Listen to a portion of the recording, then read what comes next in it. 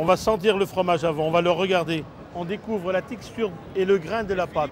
Le plus grand plateau de fromage de chèvre de l'Hexagone est ici. Et pour défendre les couleurs du Poitou-Charentes, Paul Georgelet. Tous les fromagers de France le connaissent. Une réputation qu'il a acquise depuis 40 ans.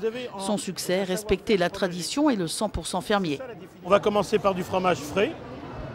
Allez les enfants, on y va, on attaque. Dans sa fromagerie de Villemain, dans le sud des Deux-Sèvres, Paul Georgelet fait vivre le mottet sur feuille, le tricorne de Marans, le chabichou, le carré du Poitou ou encore le rond de Lusignan. Lui qui n'a jamais connu les grandes écoles, ce passionné de fromage pourrait prétendre à une chaire en lactopédagogie.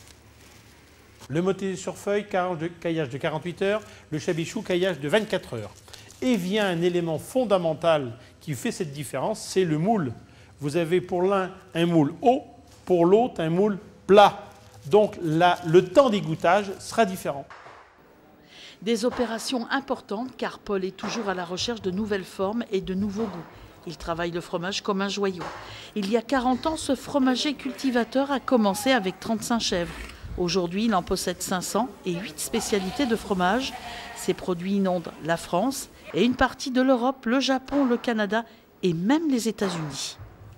Aujourd'hui, ils sont pour moi en avance sur nous parce qu'en étant en retard sur des recherches de la tradition, aujourd'hui, ils sont vraiment en demande de la tradition. Qui en veut?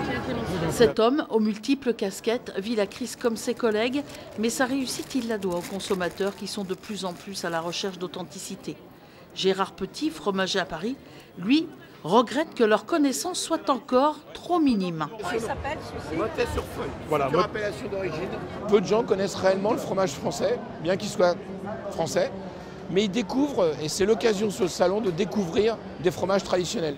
Si le chabichou garde une place de choix au salon de l'agriculture, cette année, il n'est pas le seul à faire recette. Pour sortir de la crise, certains éleveurs qui ne retirent plus un revenu décent avec le lait de chèvre ont eu l'idée de créer une filière viande avec rillettes, saucissons et plats cuisinés.